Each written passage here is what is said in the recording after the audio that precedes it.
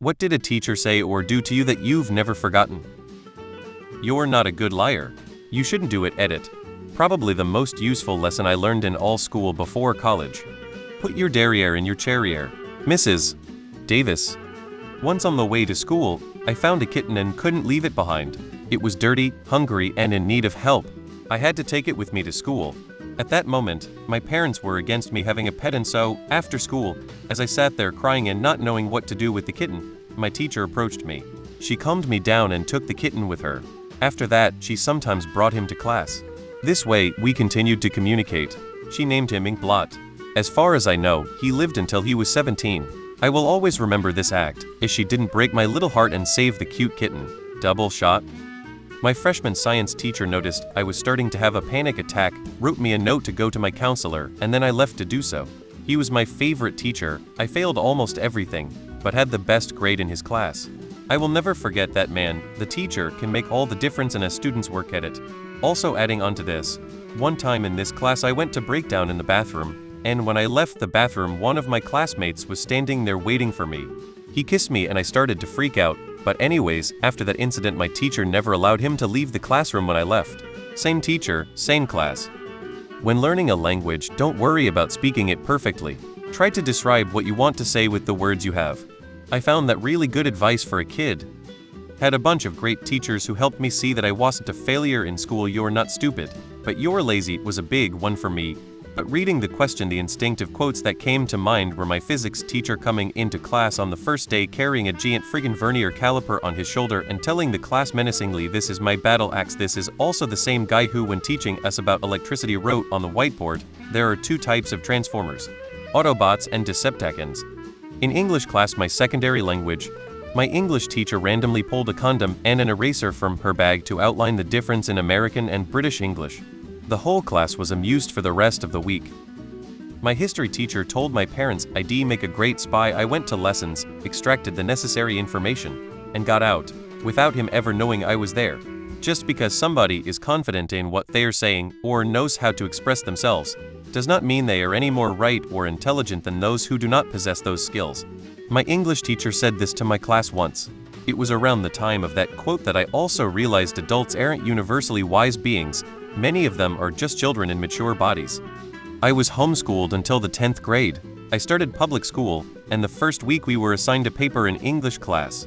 I'd never written anything before. I did my best and turned in what I'm sure was basically word salad. The teacher asked me to speak with him after class and asked about my background, but was extremely understanding. Without a hint of judgment, he took time out of his own schedule to get me up to speed and teach me the basics of grammar, structure, etc. It was an incredibly selfless act. I'm an attorney now, and I'm not sure I'd have even made it out of high school without him. I know there's a senior party tonight. If any of you can't drive at any point during the night, you can call me for a ride and I'll take you home. I won't tell your parents or get you in trouble. I just don't want anyone drinking and driving. Senior biology teacher. I became quite close with one of my band teachers in high school and viewed him as a father figure in many ways. My parents were freshly divorced, and I was floundering without a male role model at all. My father never made attempts to see me. The teacher was noticing some changes in me and figured out the story. All it took was a sincere, eyeball-to-eyeball statement of "I believe in you. You are better than you realize." And the sun shone brighter and the clouds parted a bit. When he retired, I made sure to go to his final school concert, and we caught up. It was amazing, but then I saw his wife of several decades. I walked over and introduced myself and thanked her for sacrificing their time together for all those years, so he could be someone that his students needed in their lives. We both started crying and hugged. "Thank you, Mr. and Mrs. Rizzo. You are better than you will ever realize." My 5th grade teacher would stand on a chair and sing "Don't You Know How Much I Love You" to the class when we behave. I was in JR High, taking Algebra 2 with high schoolers. I was about 12 and there was a guy in the class, a senior, about 17. I sat in the front of the class. Since this was the first class of the day and it was the 90s in rural America, we stood up to say the Pledge of Allegiance every morning. Halfway during the pledge, every day, this 17-year-old would put his foot on my butt and push me towards the front of the room, everyone laughing. My teacher would tell him to stop, but didn't do much more because she knew that would make it worse. So one morning, I got there earlier than everyone else. This guy was always late, so when he got into class he had to take the seat at the front of the row. When we stood to do the pledge, I placed my foot on his butt and pushed as hard as he could. The class was silent. The teacher knew somehow what I had planned. As soon as he turned around to do something, the teacher jumped in, told him you do that every day to him. You deserve that. He never bothered me again.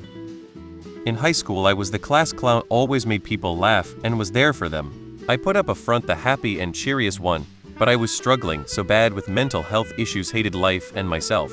Borderline suicidal. Anyway, one day when I was telling a joke and laughing with everyone, this one teacher took me aside and said, "You're such a joy to everyone, but I can see the pain in your eyes. Your place in this world matters and would be so much poorer without you. Don't give up." Well, goddamn, I thought I was so good at hiding it from everyone. And it kind of broke me that someone could tell.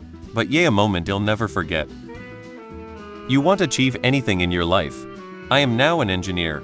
Every time I was studying I thought about this sentence, and it motivated me to be better and work harder to prove him wrong.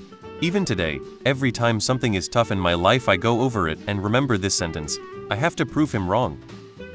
This teacher was very strict and most of my classmates didn't like her, but she liked me because I respected her and got good grades in her class. When the school year ended, she gave me a bear. It wasn't very fancy or costly, but I felt really happy leaving that classroom with the bear in my hand. I still have it and will always treasure it. Those who do not have the talent can compensate for it with diligence. It was a reply to a worry I had, and he was right. 3. Mrs. Crutcher was my first and second grade teacher. She always wore high heels. One day in class, I passed out and she picked me up and carried me to the principal's office where the school nurse could examine me while my mom made her way to the school. I personally don't remember it, but my mom was always amazed that she carried me across the entire school in high heels without any issues. For Christmas that year and every year after, my mom made beaded earrings for her, and when my littlest sister was born, Mrs. Crutcher made a blanket for her. She was the best teacher I ever had.